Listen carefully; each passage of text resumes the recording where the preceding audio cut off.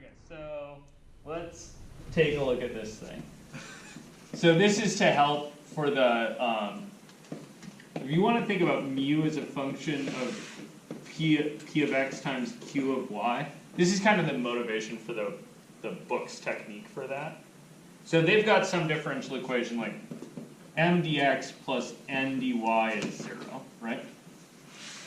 And they're like, okay, so I'm going to just assume this thing isn't exact right now. You guys with me on that? Cool. So if this isn't exact, what does that mean? You have to do things to make it exact. Yeah. Doesn't equal nx. Yeah, that would really mean that my is not equal to nx, right? That's kind of what exactness would mean here.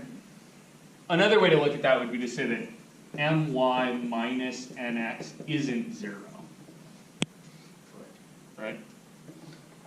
So like, okay, so that's the place I'm starting, and then I'm thinking, alright, if I multiply through by something, I'm going to multiply through by mu.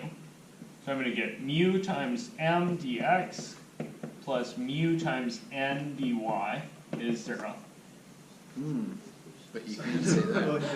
What's up? Your mu's and n's, Too close? they're pretty. You just throw a little dot at the end. There we go. Or that, you know. A dot. Yeah, no.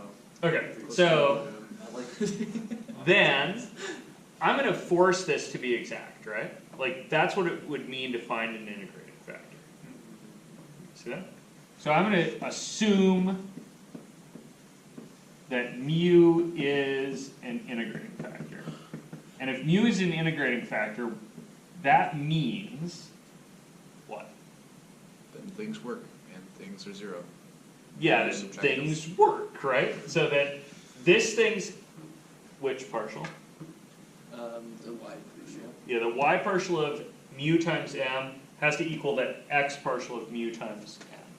So I'm like, alright, so mu m y is mu n x, right? You're like, okay, so I know how to use a product rule. I can do that. So out of this bit, I got mu y times m plus mu times my. Guys with me on that? And then I know how to do the product rule on the other side. Same thing. And get mu x times n plus mu times nx. And then you're like, okay, wait. So there's this mu y minus nx thing that's in kind of my brain from trying that like theorem thing. So I'm going to see that here. I've got an my and an nx. I could see that subtraction if I got this guy over here. You guys with me? Yeah. So I'm going to rearrange this a little bit. A little bit of algebra. Get you a mu times my minus nx, right? Has to equal what? Mu y minus. Okay, so let's see. I subtracted this one to that side, right? So subtract that side to that. So then I should subtract this to that side. Ux and So I got mu x n minus mu y times n. You're like, okay, cool. That seems really nasty. So then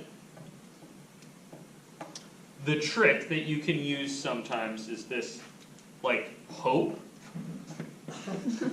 hope is a trick. It's not even guess. So, yeah, this is not a guess because this ain't gonna work all the time. It's just like, maybe. And this is like this is the ultimate Hail Mary of integrating factors, right? You're like, neither of the two things in the kind of first blow theorem worked, so maybe this thing. Okay. So you'd hope that your mu is just some function p of x times q of y.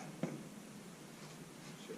right? And then you're like, alright, so if it looks like this, then mx is just q times p prime. You guys see why? I'm sorry, mx or mu x? So this guy. If mu is p of x times q of y, then why is mx just q times p prime? Why? Yeah, because q only depends on y and p only depends on x, right? So the partial of the product here, q's constant, it just chills here, and p actually has a prime, it's x derivative. Sure. You guys see that? Cool. And mu y, maybe I should leave I'll leave my dependencies out here.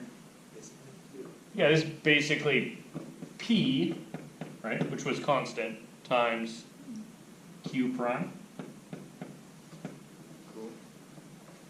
So if you sub those guys into here, you get this, alright, Why? so p of x times q of y times my minus nx has to equal mu x, Which is QY. oh, which I know, right? That's q times p prime. So that's q of y times p prime times n minus p of x times q prime y times m. And then you're like, dude, there's way too much shit going on, right? Can you divide and factor? Yeah, good. Divide by this thing, right? Okay, see that? And then you'll have that bit that you were off by at the beginning that you had to calculate anyway. You guys see that? I'm like trying to conserve effort here. So I'm like, I had to calculate my minus nx to try the other shit that I tried before. So I'm just gonna, I already had that laying around. I'm gonna keep that. I'm gonna divide by this stuff. So I got my minus nx, thing I had to know anyhow, equals, and when you divide, in the first term the q's cancel, and you're left with a p prime over p times n. And then in the second term the p's cancel, and you're left with a q prime over q times m.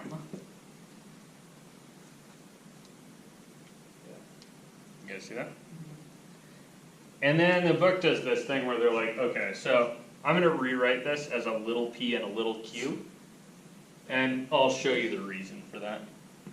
So you got my minus nx would have to be little p of x n plus, oops, minus rather, little q of y times m. And this has addendums with it, which is little p of x is p prime over p, and little q is q prime over q, and mu then was p times q. Woof, right? Mu went away though. Where'd the little, Kind of. what's the squiggly thing? Left, up, Which, left, up, boom, that's Q. Q of Y. Little q. Y level. Oh, little. I just It's Q relabeled prime over the, Q, Oh. and the reason for relabeling will become extremely clear when I try an example. You guys want to see an example? Why did we stick with P when the small P and the large P look the same? It's really, That is an Really extremely good frustrates question. Here you go. Oh no, this is vector. It's little p, so I put a hat on it. Good?